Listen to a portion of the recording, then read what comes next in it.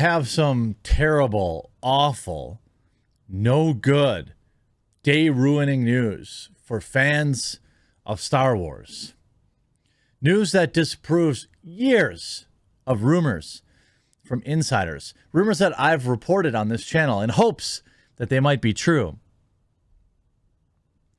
I'm sorry to be the one who has to deliver this news because I love you guys.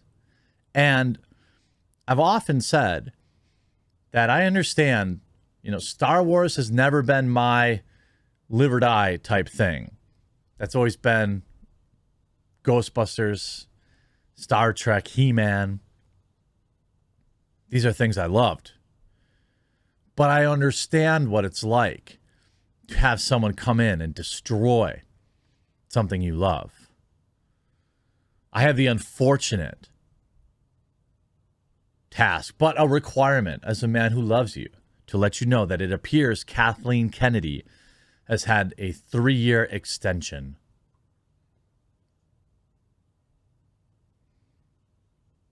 I'm so sorry. You know what might make you feel better after I give you all these details? Changing your name or getting that sweet new title. That might help you feel better. Check this out. Huge shout out to this video sponsor, Established Titles. Now, this may be the most interesting sponsorship I've had yet. Established Titles is a project based on a historic Scottish custom where landowners are referred to as lords and ladies. The Established Title Pack gives you at least 1 square foot of dedicated land on a private estate in Scotland and an official certificate with a crest. It looks absolutely sick. Lord Jeremy from The Quartering, my official proclamation. Also, remember that they have a charity partner, Trees for the Future, and One Tree Planted. They plant a tree for every single order, which is absolutely awesome. So you can get this sweet gift for someone or yourself. You can get a certificate proving your title as well as a unique plot number with which you can see the exact location of your land. Established Titles might be one of the best last-minute gifts ever. You could get even a couple pack for you and your partner, where you get adjoining plots of land. Getting this certificate also helps you officially change your name to Lord or Lady and get it on a credit card or some other, whatever else you want, apparently. For those with Scottish heritage, it's also a great way to connect with family. Established Titles is having a great limited time sale, so go to establishedtitles.com/thequartering to save 10% off today. And remember to use the discount code thequartering or just click the link below. That's establishedtitles.com/thequartering. I mean, going by a lord or lady and getting a sweet gift is one way to, I guess, deal with what appears to be horrible news. There are several rumor sites reporting this, so as it stands, they haven't made an official release yet, but it doesn't look great. Disney quietly renews Lucasfilm president Kathleen Kennedy's contract. Despite coming under fire from many Star Wars fans, Lucasfilm president Kathleen Kennedy's status at Lucasfilm has seemingly never been in question. At 2021 Walt Disney Company meeting of shareholders, Walt Disney Company CEO Bob Chapek was asked if Mandalorian showrunner Jon Favreau, Lucasfilm executive creative director, and Mandalorian executive producer Dave Filoni or someone else would take the reins at Lucasfilm when Kennedy's contract expired at the end of October 2021. Chapek stated unequivocally, "We look forward to having Kathy direct the activities of the entire Lucasfilm organization for many years to come." Now, of course, October has come and gone, with Disney quietly renewing Kennedy's contract. As of today, she is still listed as the president of Lucasfilm and the leadership team webpage. Disney, however, has not made an official announcement regarding the details of the Indiana Jones producer's contract extension. Well, I can't imagine they would want to make that announcement because they know that it would be met with significant disdain. Significant. Although George Lucas was involved in a decision to hire Kennedy to lead his studio when he sold it to Walt Disney back in 2012, a number of her decisions have been controversial. The Lucasfilm Story Group and the Star Wars sequel trilogy, for example, have divided the Star Wars fandom. The Skywalker saga officially ended with Disney's sequel trilogy on Kennedy's watch. Star Wars Episode 7, The Force Awakens, 8, Last Jedi, and 9, The Rise of Skywalker divided the Star Wars fandom. Look, I think The Force Awakens, while basically a remake, was decent. I still think Rogue One was the best. But you have Episode 7, The Last Jedi, or 8, I'm sorry, which really was divisive. Really, really, really divisive. And then Episode 9 just wasn't that good. I think that they realized that they were dividing fans, but it was too late. Like, they had already recruited a lot of these like social justice new fans and you fans, and they couldn't undo that. So once they had recruited these new fans, they hated The Rise of Skywalker. Remember how the critic reviews or the customer reviews sat basically stagnant the entire time? Again, we got this covered, so this is just a rumor, but given the fact that the contract has expired and nobody said anything, it's probably a fair assumption. With while her track record for box office success as a producer is among the best in the business, her stewardship of the franchise Disney acquired from Lucas back in 2012 has repeatedly been called into question.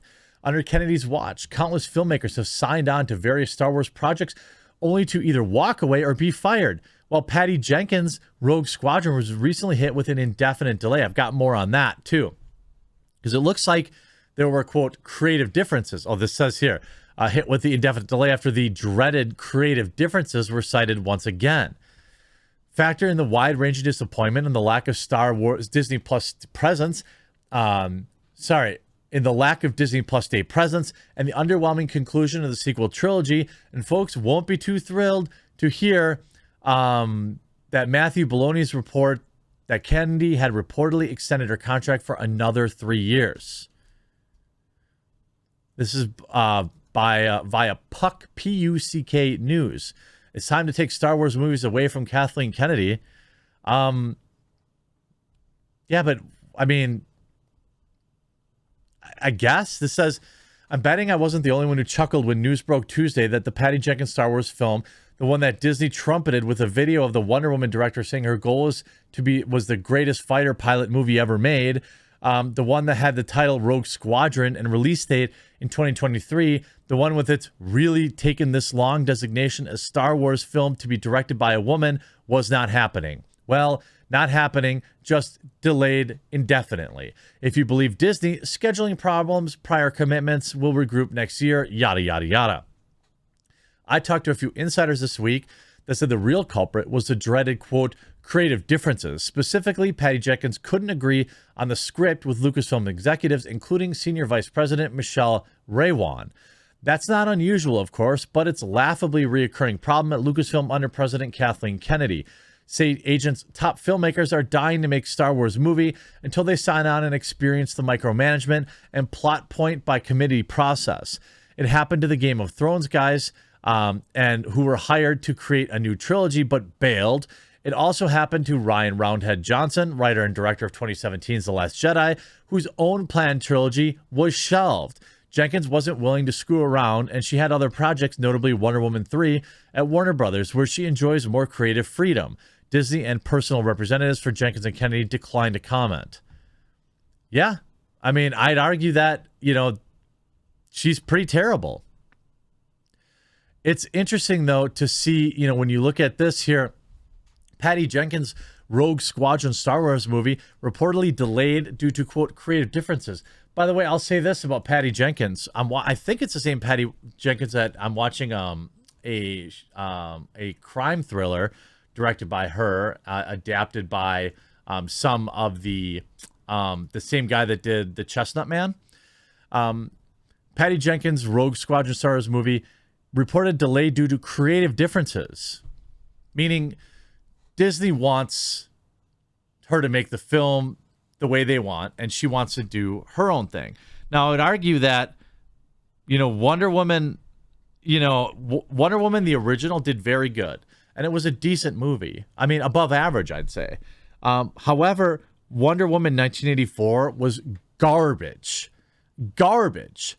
And nobody denies it. I mean, like, okay, we could argue that, for a popcorn film, which is, obviously the, the minimum gold standard that we have nowadays, it's fine. But, like, there were weird, creepy scenes where, Gal Gadot basically takes advantage of a man who can't say no, but nobody says anything about that. If it were in a woman's body, there would have been endless articles written about it. But we don't know.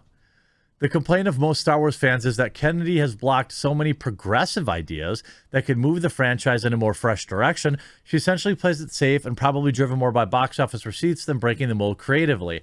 Nobody wants you to break the mold. That's the thing. Every time they try to, quote unquote, break the mold, you get The Last Jedi. You get Mary Sue's. You get characters like Rose Tico through no fault of the actresses, own, stink. Because they're like, how can we make this more progressive? Let's make a woman in a role or something like that. It's ridiculous. Nobody wants any changes to Star Wars except for Kathleen Kennedy. But we get 3 more years of Kathleen, which I guess is job security for me. I hope you enjoyed this video. Make sure you check out this video's sponsor, and we'll talk to you again real soon.